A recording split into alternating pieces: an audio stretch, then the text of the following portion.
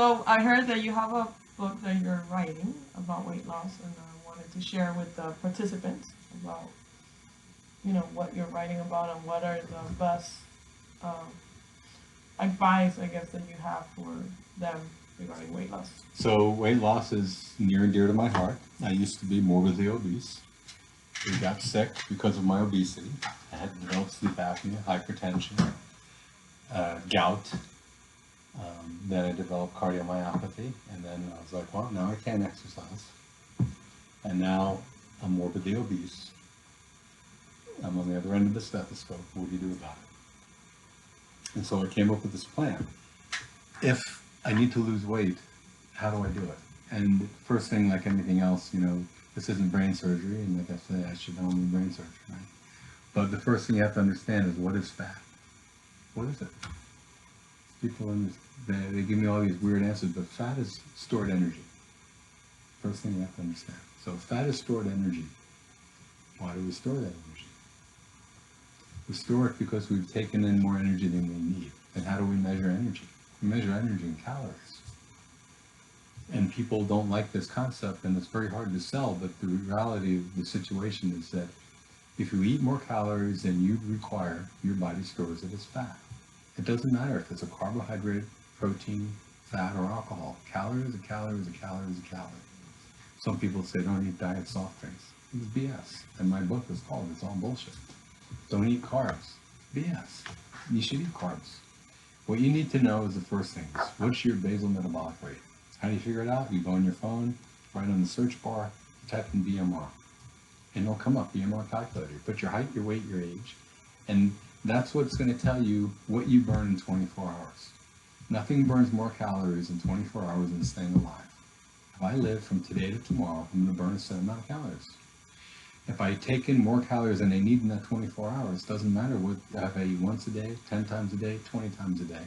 If I take in more calories in that 24 hours than I require, I'm going to store it as fat.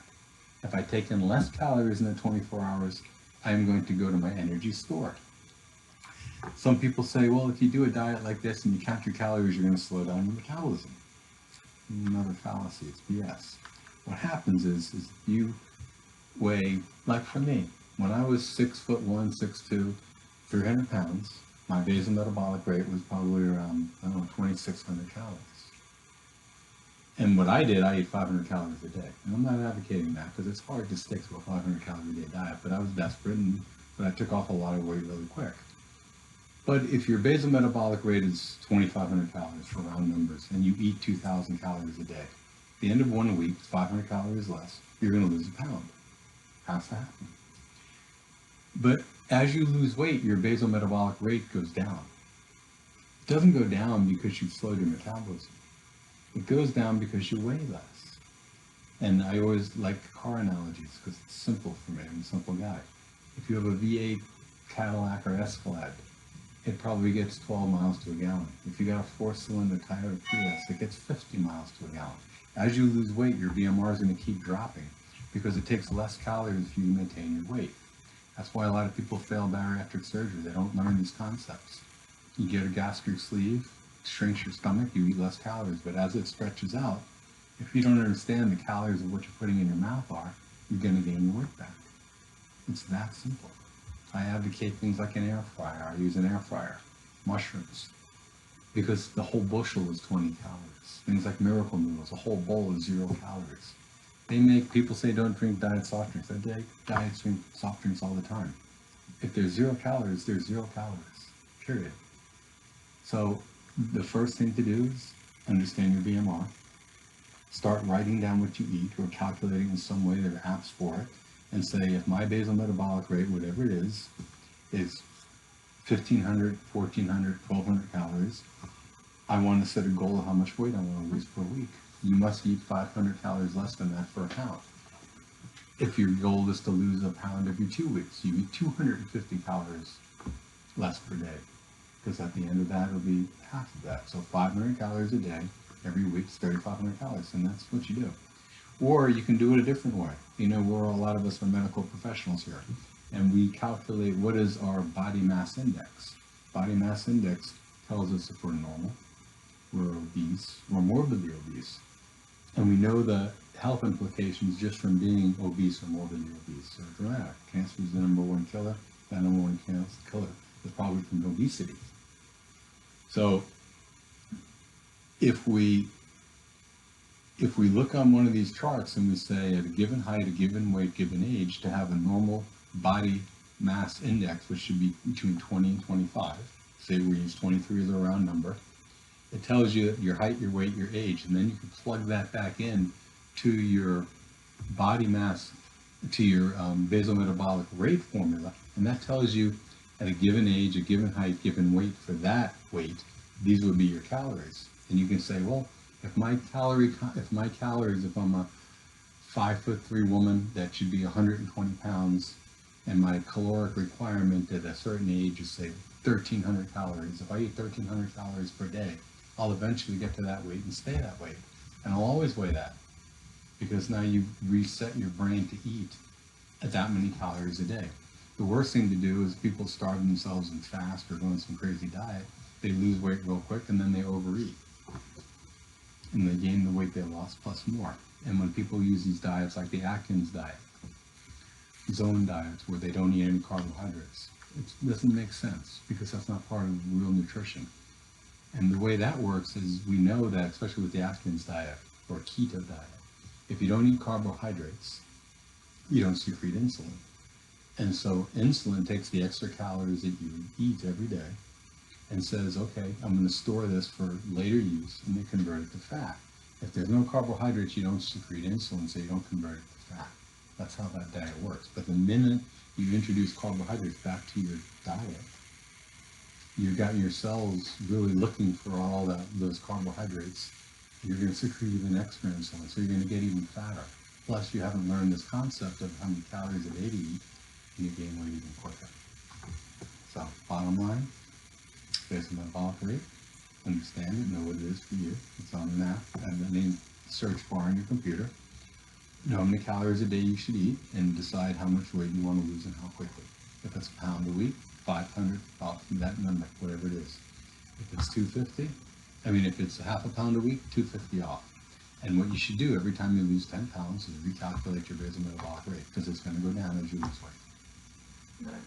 So your book is not like a diet plan or anything. It really talks. It's not another diet to add to. There are some other recipes diets. in my diet, in my book, but it's not a diet. I'm not selling a diet. I'm selling a concept. Okay. And I'm not even selling it. I just want people to understand this concept. If you don't learn these basic concepts, and you'll always get heavy again.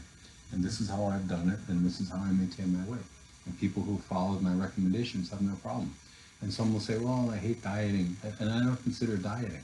There are foods I want to eat, but I understand that if I'm limiting myself to 1,600 calories a day, then I'm going to enjoy that 1,500 calories. It's that simple. I'm not advocating eating spinach and kale all day. I'm saying understand how many calories a day you have to spend and use them how you want to use them best. But if you shop, there are ice creams that are very low calories. There are a lot of foods that are very low calories, and if you make that the bulk of what you're eating, and then you save something for a snack, whatever, it's a slice of pizza, whatever your thing is, or alcohol, then that's fine. And these people who think they can drink alcohol because it's low carbs, it's a fallacy. Alcohol is extremely fattening. It's almost as fattening as a fat. It's the only food that's 7 calories per gram. So 1 gram of alcohol is 7 calories. So the 1 glass of wine, 4 to 6 ounce glass of wine, can be 160, 180 calories. People drink 2 glasses of wine, 600 calories. You have to keep calculating it. People who tell me they don't get fat from not eating, it's a fallacy. You don't get fat from breathing.